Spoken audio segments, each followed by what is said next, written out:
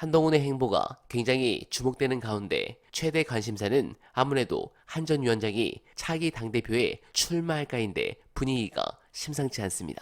일단 이번 주에 자신이 영입했지만 낙선한 이상민을 만난다고 합니다. 그리고 역시 본인이 영입한 북해도 김영주도 만날 것으로 알려졌습니다. 한편 이들에게 한동훈은 최근 전화를 걸어 정말 수고했다, 정말 죄송하다, 힘든 싸움을 했는데 고생했다고 격려하며 먼저 만나자고 한 것으로 전해졌습니다. 이처럼 한 전 위원장이 회동을 적극적으로 추진하는 것으로 확인되면서 당권 도전 가능성이 점점 커지고 있다는 해석이 나오고 있습니다. 네, 최혜병 특검 재의결에서 찬성표 던지라는 발언은 했는지 궁금한데 하필 민주당에서 분리수거도 안 될 자들을 먼저 만났다. 아주 재밌는 상황입니다. 그런데 한동훈 행보와 관련해 재밌는 부분은 바로 검찰이죠.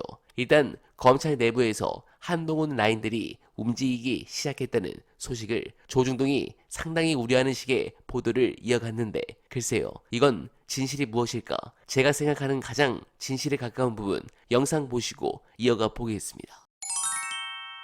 지금 현재 상황이 굉장히 야권에 유리해요. 네. 쌍특검의 이슈가 계속 걸려 있는 데다가 최상병 수사외압 사건 같은 경우는 상당히 그 정황 증거가 많이 나오고 있단 말이죠. 그래서 네. 국민들이 굉장히 의심하고 있는 상황이에요. 디올백은 받았고 그다음에 주가 조작 의혹 사건 같은 경우는 재판이 진행 중이고 검찰이 계속 시간을 끌다가 부랴부랴 뭔가를 한단 말이지. 뭔가를 하는 그 뒷배경에는 이원석 검찰총장이 이재명 대북 송금 의혹 사건 등 이런 것들도 철저히 같이 수사하겠다. 그래서 자기 임기 내에 끝내겠다. 검찰을 구제하기 위해서 스스로 검찰이 중립적이다라는 거를 이제야 뒤처리를 하기 위해서 알리바이를 만들고 있는 게 아닌가. 네, 공감합니다. 옆집 개는 믿어도 검찰은 믿을 수 없죠. 심플하게 생각하면 그만인데 그러나 이런 부분은 있습니다. 검찰의 수사 내용들을 가지고 약속 대련을 해서 하나라도 사실관계가 밖으로 튀어나오는 경우에는 정권에게 치명적인 타격이 될 수밖에 없는데 윤석열이 이 위기를 넘기기 위해서 이 카드를 쓴다.